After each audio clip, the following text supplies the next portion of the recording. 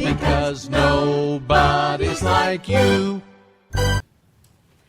I grew up on a farm 11 miles from my hometown of less than 120 people.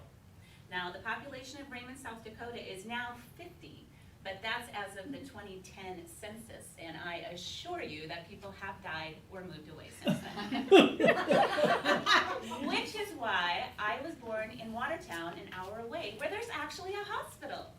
And my mom and dad brought me home from that hospital to a tiny house with no indoor toilet. Now, you thought outhouses were just for Little House on the Prairie era, right? But no, that was my first Little House on the Prairie. Now, my mom, she was only 18 when she got married, and she was still 18 when she had me, like smack dab 9 months later. She literally turned 19 when I was 34 days old, which, when I think about what I was doing at the age of 19, is a little on the scary side. Now, I don't remember the outhouse, which would have been because I was wearing diapers, so I didn't need an outhouse.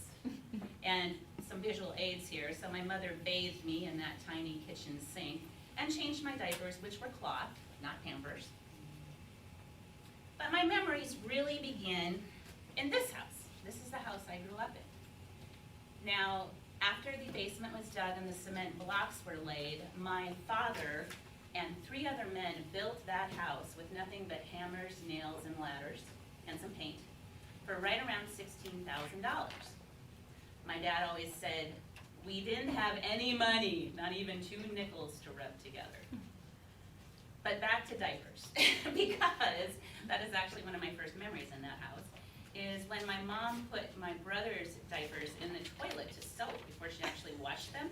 And somehow my brother toddled over and flushed it, and it flooded the bathroom, which of course I was only like 5 then, so fortunately I had no house cleaning chores yet at that point.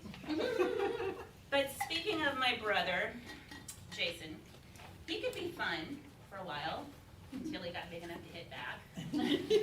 What he would do is he liked to push around all the pretty things on the top of my bedroom dresser just to make me mad, which pretty much worked every time. Yeah, it did. However, I also have this memory, strangely enough, of us sitting on the cattle chute watching the cows being artificially inseminated. Yes, my father and my grandfather took care of this task with a small vial and very long latex gloves. True story. And that only happened the 1 year, I think, though, because usually that was the bull's job. They took care of that. And for whatever reason, though, this reminds me of the one time the owner of the Raymond Bar and Grill decided to bring strippers to town. This did not go over at all well with the local wives, and my suspicion is the frostiness in the kitchen freezer extended all over that house for quite a while after that, and that was the end of strippers in Raymond. Now, on a completely different note, we had the best Christmases. They were magical, resplendent, like a Norman Rockwell painting. I was always an angel in the candlelight Christmas Eve service at Raymond Presbyterian Church, and I loved that role, even with the ouchy wings and the itchy halo and all. And my mom tells me I actually played baby Jesus the year I was born, and she played Mary. Now, of course, I don't remember this, but Mom assures me I was very good. And the Christmas pageant rehearsal was always the same day that Santa Claus came to town. And Santa Claus would pass out candy and fruit to the kids, and we would go caroling to all the local townhouses, and the town ladies would give us their homemade candy, like Mrs. Herther's Divinity. Now, Christmas Day, that was always at our house, and my mom came from a family of 9. So you're talking 9 times the decoration, the amazing food, presents, and cousins, other kids to play with. And we had a hill for snowmobiling and tobogganing and sledding. And when we got cold, we'd come in and hit the ping pong table in the basement. And my dad would be in the basement hand churning homemade vanilla ice cream. Now, unfortunately, my mother has misplaced her delicious hot fudge sauce recipe. So Christmas was something I look forward to every year. And it was always a bit of a letdown when everybody left at the end of the day. And I was sad then. Which very well could have been because I spent a lot more time alone than most kids. I mean, really, my best friend lived 11 miles away in Raymond. Well, Jason, he was no fun. My best playmates were my cousins, like Kathy and Amy. And it was in the summer, so I didn't go outside much except to ride my horse. I stayed in and read a lot. We always had cats to play with and Lucy the dog. Now, heading into high school, as many of you know, I was very involved in music and the theater. That was my love. Now, this was long before the days of drugs like meth, okay?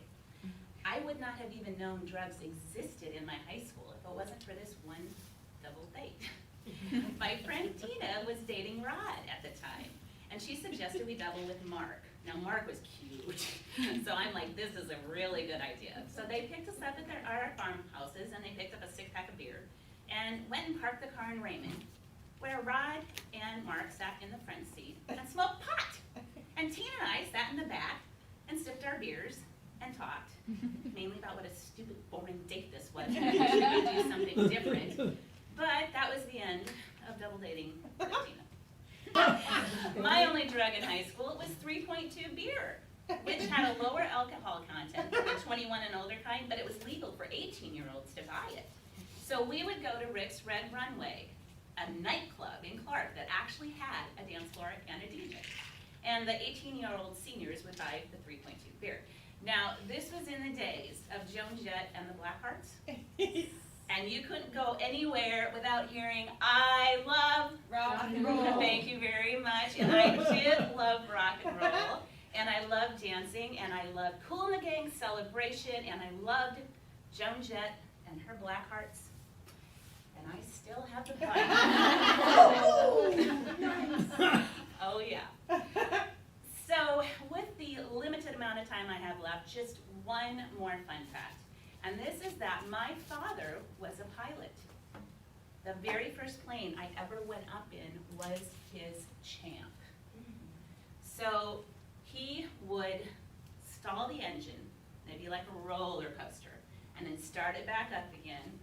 And the neighbors would hear the Champ coming, so Dad would wave the plane, and the neighbors would run out and wave back, and we were actually close enough to the ground that I could see the people, which was really cool. And to this day, Dad says I was one of his best passengers. So, as you can see, in a small town, we do have air travel. We do have sex, drugs, and rock and roll. You just have to drive a little bit further to find it, is all. But we also have ambition, drive, and determination, kindness, neighborly support, family ties. There's really nowhere I would rather have grown up than on a farm 11 miles from Raymond, South Dakota, population 50. Because nobody's like you.